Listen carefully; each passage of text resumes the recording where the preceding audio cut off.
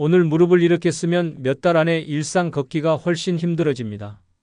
무릎은 쓰면 쓸수록 단단해진다고 생각하기 쉽지만 잘못된 방식으로 쓰면 연골이 훨씬 빨리 닳아버리는 게 사실이에요. 저는 30년간 무릎 관절과 퇴행성 변화를 연구해온 박사 장도윤입니다. 그동안 수많은 분들의 무릎 문제를 살펴보면서 한 가지 확실하게 깨달은 게 있어요. 바로 지금 동작 하나만 바꿔도 인공 보조물 없이도 오래 버틸 수 있다는 겁니다. 많은 분들이 무릎이 아프면 당연히 쉬어야 한다고 생각하세요. 그런데 사실은 정반대예요. 무릎을 너무 안 쓰면 오히려 주변 근육이 약해지면서 관절이 더 빨리 망가져요. 중요한 건 어떻게 쓰느냐입니다. 잘못된 자세로 반복하면 연골이 한쪽만 집중적으로 닳아버리고 결국 걷는 것조차 힘들어지죠. 하지만 올바른 방식으로 무릎을 사용하고 주변 근육을 단단하게 만들면 80대, 90대까지도 계단을 오르내릴 수 있어요. 제가 오늘 말씀드릴 내용은 바로 그런 작은 습관의 차이예요. 쪼그려 앉는 것과 의자에 앉는 것, 이 작은 선택이 10년 후 무릎 상태를 완전히 바꿔놓습니다. 계단을 내려갈 때 난간을 잡는 것과 안 잡는 것, 이것만으로도 연골 손상 속도가 확연히 달라져요. 지금 당장은 별것 아닌 것 같지만 매일 반복되는 습관이 쌓이면 결국 큰 차이를 만들어내는 거죠. 요즘 무릎 때문에 밤에 깨는 분 계신가요? 아니면 아침에 일어나면 무릎이 뻣뻣해서 한참을 움직여야 풀리시나요? 그렇다면 지금부터 제 이야기를 끝까지 들어주세요. 오늘 말씀드릴 내용이 여러분의 무릎 건강을 완전히 바꿔놓을 수 있습니다. 얼마 전에 67세 김영호님이 제게 찾아오셨어요. 계단만 내려오면 무릎이 시큰거려서 잠을 설친다고 하셨죠. 김영호님은 건강을 위해 매일 꾸준히 만보를 걸으셨어요. 그런데 이상하게도 걸으면 걸을수록 무릎이 더 아프다는 거예요. 도대체 뭐가 문제인지 몰라서 너무 답답해 하셨습니다. 제가 김영호님의 생활 습관을 하나씩 확인해 봤어요. 그랬더니 문제가 명확하게 보이더라고요. 첫 번째는 신발을 신을 때마다 쪼그려 앉는 습관이었어요. 현관에서 매일 아침 저녁으로 쪼그려 앉았다가 일어나기를 반복하신 거죠. 두 번째는 운동 방식이었어요. 근력 운동이 중요하다는 말을 듣고 매일 스쿼트를 50개씩 하셨는데 이게 오히려 무릎에 큰 압박을 주고 있었던 거예요. 김영호님께 이렇게 말씀드렸어요. 신발은 꼭 의자에 앉아서 신으시고 스쿼트 대신 의자에 앉아서 다리를 들어 올리는 운동으로 바꿔보시라고요. 처음엔 반신반의 하셨어요. 이렇게 간단한 걸로 달라질까 싶으셨던 거죠. 그런데 딱 한 달 만에 김영호님 표정이 완전히 달라지셨어요. 무릎 통증이 눈에 띄게 줄었고 계단 오르내리는 게 훨씬 수월해지셨다고 하시더라고요. 여러분, 이 이야기를 끝까지 들어야 전체 흐름을 제대로 이해할 수 있어요. 오늘 제가 말씀드릴 내용은 여러분의 무릎 관리 방식을 완전히 바꿀 수 있는 중요한 지혜입니다. 이 영상을 끝까지 보시면 왜 지금 당장 습관을 바꿔야 하는지 분명하게 깨닫게 되실 거예요. 뒤에 나올 단 하나의 실천법을 놓치시면 지금까지의 노력이 의미 없어질 수도 있어요. 혹시 아직 구독과 좋아요를 누르지 않으셨다면 지금 바로 눌러주세요. 이 채널은 여러분의 건강한 노년을 응원합니다. 이런 중요한 정보를 더 많은 분들이 알 수 있도록 구독과 좋아요로 응원해 주시면 정말 감사하겠어요. 김영호님처럼 작은 습관 하나만 바꿔도 충분히 달라질 수 있습니다. 이제부터는 우리 일상에서 무릎 관절을 망가뜨리는 요소들을 하나씩 자세히 짚어보겠습니다. 우선 쪼그려 앉는 자세부터 이야기해 볼게요. 이게 무릎 뒤쪽 연골을 가장 빨리 망가뜨리는 자세예요. 바닥에 쪼그려 앉으면 무릎이 완전히 접히잖아요. 이때 무릎 뒤쪽 연골의 체중의 8배에 가까운 압력이 가해집니다. 대한관절학회에서 조사한 결과를 보면 하루에 쪼그려 앉는 시간이 30분 이상인 분들은 관절염 진행 속도가 2배나 빨라졌다고 해요. 제가 만났던 72세 김정희님은 매일 바닥 청소를 쪼그려 앉아서 하셨어요. 깨끗한 집을 유지하려는 좋은 습관이었지만 안타깝게도 무릎에는 최악의 습관이었던 거죠. 김정희님은 뒤늦게 심한 연골 손상을 겪으셨어요. 그래서 여러분께 꼭 말씀드리고 싶어요. 무조건 의자에 앉아서 작업하도록 생활 환경을 바꾸세요. 청소할 때도 긴 막대 걸레를 쓰시고 신발 신을 때도 현관에 작은 의자를 놓으세요. 많은 분들이 잠깐은 괜찮다고 생각하세요. 그런데 바로 이 잠깐이라는 생각이 반복 습관을 만들어요. 하루에 몇 번씩 쪼그려 앉는 게 쌓이면 결국 연골이 견디지 못하는 거죠. 여러분은 하루에 몇 번이나 쪼그려 앉으시나요? 한번 세어보세요. 생각보다 훨씬 많을 거예요. 그 다음은 무리한 장거리 걷기예요. 걷기 운동이 건강에 좋다는 건 누구나 알아요. 그런데 일정 범위를 넘어서면 운동이 아니라 손상이 됩니다. 미국 관절건강연구소에서 65세 이상 분들을 대상으로 조사했는데요. 매일 10,000보 이상을 걷는 그룹이 무릎 통증 호소율이 1.7배나 높았대요. 69세 이성우님 이야기를 들려드릴게요. 이성우님은 건강을 위해 하루 20,000보를 고집하셨어요. 친구들과 경쟁하듯 매일 걸음수를 체크하셨죠. 그런데 어느 날부터 무릎이 붓기 시작했고 나중엔 걷기조차 힘들어지셨어요. 결국 한동안 휴식을 취해야 했습니다.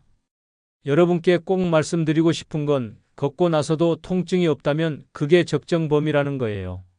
만약 불편하다면 즉시 줄이셔야 해요. 운동량은 시간이나 걸음수로 정하는 게 아니라 내 무릎 상태에 맞춰야 합니다. 남들이 10,000보를 걷는다고 해서 나도 10,000보를 걸어야 하는 게 아니에요. 여러분은 몇 분을 걸었을 때 무릎이 가장 편안하신가요? 세 번째는 잘못된 근력 운동이에요. 스쿼트 같은 동작은 무릎 앞쪽에 큰 압박을 줘요. 건강을 위해 한다는 운동이 오히려 관절 손상을 부르는 거죠. 한국체육과학연구원에서 실험을 해봤는데 깊은 스쿼트를 할 때 무릎 압력이 체중의 7배까지 증가했다고 해요. 65세 박은희님도 비슷한 경험을 하셨어요. 근력 운동이 중요하다는 말을 듣고 매일 열심히 스쿼트를 하셨는데 오히려 통증이 점점 심해지셨어요. 나중에 보니 무릎 연골이 상당히 닳아 있었던 거죠. 그래서 운동 방식을 완전히 바꿨어요. 의자에 앉아서 다리를 들어 올리는 동작이나 제자리에서 자전거 타듯 다리를 움직이는 운동으로요. 이런 방식은 관절 부담을 훨씬 줄여줍니다. 운동 후에 불편하다면 즉시 방법을 바꿔야 해요. 참고 계속하면 안 돼요. 지금 하고 계신 근력 운동이 무릎에 무리를 주는 건 아닌지 한번 점검해 보세요. 네 번째로 말씀드릴 건 계단 내려가기예요. 많은 분들이 계단 올라갈 때만 조심하시는데 사실은 내려갈 때가 훨씬 위험해요. 올라갈 때보다 내려갈 때 연골 압력이 3배나 더 강합니다. 일본 국립재활센터 연구를 보면 계단 내려갈 때 연골 압박이 체중의 5배에서 6배까지 증가하는 걸로 나타났어요. 70세 오상철님은 계단 내려갈 때마다 무릎이 욱신거렸대요. 그런데 별거 아니라고 생각하고 계속 무시하셨어요. 그러다 결국 연골 주사 치료를 받게 되셨죠. 오상철님께서 하신 말씀이 아직도 기억나요. 진작 조심할 걸 그랬다고요. 계단 내려갈 땐 꼭 난간을 잡아서 체중을 분산시키세요. 아니면 엘리베이터를 활용하는 것도 좋아요. 통증이 경미하다고 해서 방치하면 안 돼요. 반복되면 결국 큰 손상으로 이어집니다. 여러분, 계단 내려갈 때 무릎 불편함을 느끼신 적 있으신가요? 다섯 번째는 무릎 꼬기 습관이에요. 앉아있을 때 다리를 꼬는 분들 많으시죠? 이 자세가 무릎 정렬을 틀어지게 만들어요. 연세대 보건대학원에서 연구한 결과를 보면 무릎을 자주 꼬는 사람들한테서 관절 간격이 더 좁아지는 현상이 발견됐대요. 66세 김영자님은 평생 다리 꼬기 습관을 고치지 못하셨어요. 젊을 때부터 무의식적으로 해온 습관이라 본인도 모르게 다리를 꼬곤 하셨죠. 그런데 나이가 들면서 무릎이 바깥으로 휘어지기 시작했고 걸을 때 균형 잡기가 힘들어지셨어요. 앉을 때는 항상 두 발을 바닥에 붙이고 허벅지를 붙이세요. 무의식적인 습관이라도 의식적으로 교정해야 합니다. 처음엔 불편하고 자꾸 잊어버리겠지만 계속 신경 쓰다 보면 새로운 습관이 돼요. 여러분은 앉을 때 다리를 꼬는 습관 있으신가요? 마지막으로 여섯 번째는 잘못된 주사 선택이에요. 무릎이 아프면 주사를 맞으러 가시는 분들 많으시죠? 그런데 모든 주사가 무릎에 도움이 되는 건 아니에요. 장기간 스테로이드 주사를 맞으면 오히려 연골 손상 위험이 높아진다는 연구 결과들이 많아요. 74세 최명호님은 무릎이 아플 때마다 스테로이드 주사를 반복해서 맞으셨어요. 맞고 나면 당장은 시원하고 좋으니까요. 그런데 시간이 지나면서 연골이 더 빨리 닳기 시작했고 결국 인공관절 수술 시기를 앞당기게 되셨어요. 주사를 맞기 전에 꼭 이름과 목적을 확인하세요. 이게 연골을 보호하는 윤활 주사인지 아니면 일시적으로 염증만 줄이는 스테로이드인지 물어보세요. 단기 효과에만 의존하면 장기적으로 큰 손해를 봅니다. 지금까지 맞은 주사가 어떤 성분인지 알고 계신가요? 이렇게 잘못된 습관들을 하나씩 짚어봤어요. 이제는 반대로 무릎을 지키는 방법들을 자세히 정리해 보겠습니다. 먼저 앉는 습관부터 바꿔야 해요. 바닥 생활 대신 의자 생활로 바꾸면 무릎 압박이 정말 크게 줄어들어요. 바닥에 앉으면 무릎이 완전히 접히면서 연골에 계속 압력이 가해지잖아요.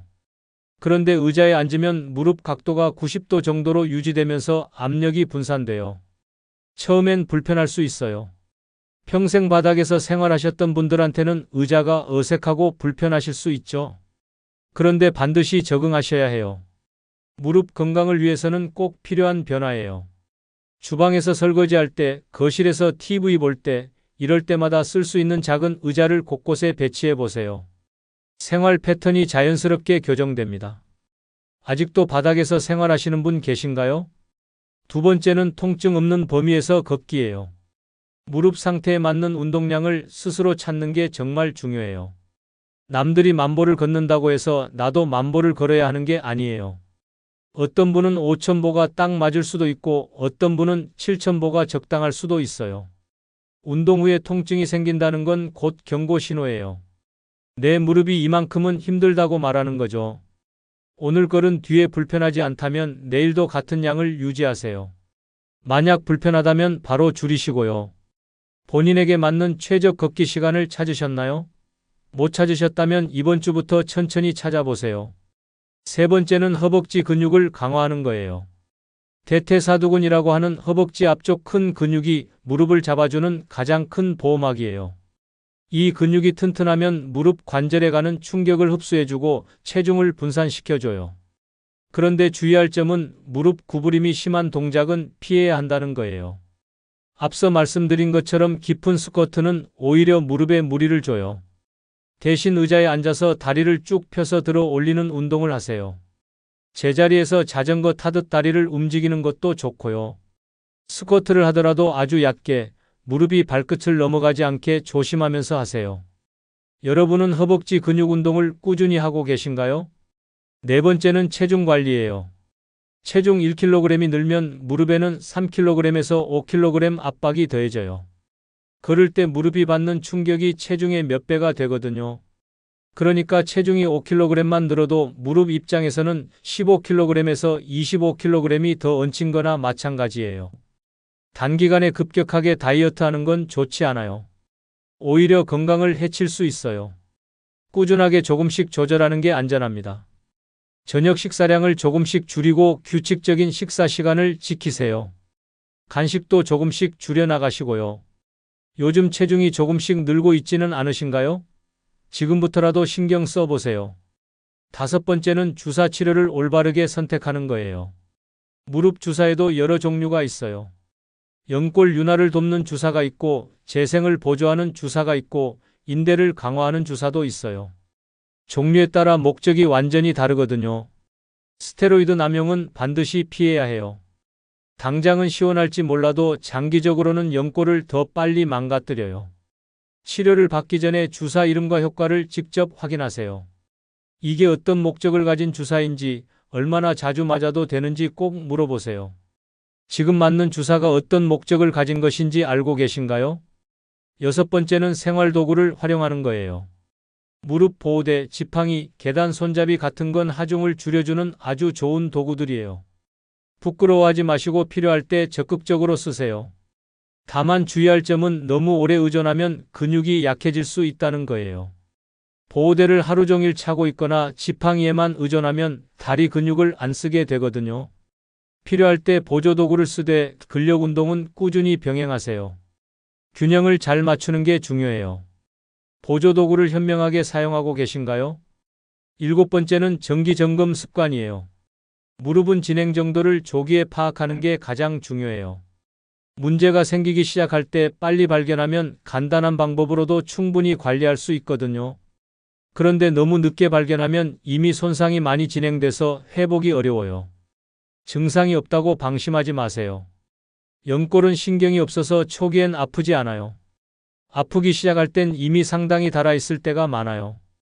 1년에 한 번은 무릎 상태를 확인하세요. 엑스레이나 초음파로 간단하게 체크할 수 있어요. 마지막으로 무릎 상태를 확인하신 게 언제인가요? 이렇게 생활 속 실천을 하나씩 지켜가면 수술까지 가지 않고도 무릎을 오랫동안 건강하게 유지할 수 있습니다. 이제 오늘 내용을 정리해 드리겠습니다. 오늘은 무릎 관절을 지키는 법을 말씀드렸어요. 잘못된 상식은 무릎을 더 빨리 망가뜨리고 올바른 관리만이 100세까지 걸음을 지켜줍니다. 쪼그려 앉기, 무리한 걷기, 잘못된 근력 운동, 계단 무시하기, 무릎 꼬기, 잘못된 주사 선택 같은 습관들은 무릎을 파괴해요. 당장은 별것 아닌 것 같아도 매일 반복되면 연골을 빠르게 닳게 만들죠. 특히 쪼그려 앉는 자세는 무릎 뒤쪽 연골의 체중에 8배 압력을 가하고 무리한 걷기는 오히려 통증을 악화시켜요. 깊은 스쿼트는 무릎 압력을 체중의 7배까지 높이고 계단 내려갈 때는 연골 압박이 5배에서 6배까지 증가합니다. 반대로 의자 생활, 적정량 걷기, 허벅지 근력 운동, 체중 관리, 올바른 주사 선택, 생활도구 활용, 정기 점검은 무릎을 지켜주는 7가지 핵심이에요. 바닥 대신 의자를 쓰면 무릎 압박이 크게 줄고 본인에게 맞는 걸음수를 찾으면 통증 없이 운동할 수 있어요. 허벅지 근육은 무릎의 가장 큰 보호막이고 체중 1kg이 줄면 무릎 부담은 3kg에서 5kg이 줄어들어요. 잘못 관리하면 어떻게 될까요? 연골이 빠르게 닳아서 걷기조차 힘들어지고 계단 오르내리기가 불가능해지고 결국 인공 보조물이나 수술까지 고려해야 하는 상황에 이르게 돼요. 밤에 통증 때문에 잠을 못 자고 아침에 일어나면 무릎이 뻣뻣해서 한참 움직여야 풀려요. 일상생활이 점점 힘들어지고 활동 반경이 좁아지죠. 하지만 제대로 관리하면 완전히 다른 삶을 살 수 있어요. 80대, 90대까지도 계단을 오르내릴 수 있고 산책을 즐기며 활동적인 생활을 유지할 수 있어요. 손주들과 놀이터에도 가고 여행도 다니고 하고 싶은 일을 자유롭게 할 수 있죠. 아침에 일어나면 가볍게 움직일 수 있고 밤에는 통증 없이 편안하게 잠들 수 있어요.